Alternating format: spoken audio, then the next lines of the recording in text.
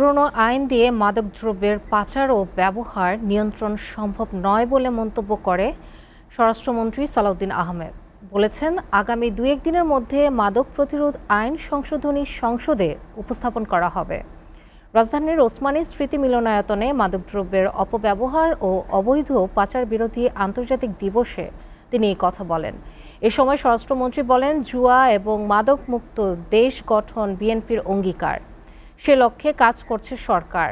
স্বরাষ্ট্রমন্ত্রী বলেন, কেবল আইন করে নয়, আইন প্রয়োগের পাশাপাশি প্রতিরোধকেও গুরুত্ব দিচ্ছে সরকার। দেশকে উন্নয়নের পথে নিতে তরুণ সমাজকে মাদক থেকে দূরে থাকার আহ্বান জানান স্বরাষ্ট্রমন্ত্রী। মাদকের ব্যাপারে প্রশাসনকে আরও সক্রিয়ভাবে কাজ করার পরামর্শ দেন সালাউদ্দিন আহমেদ।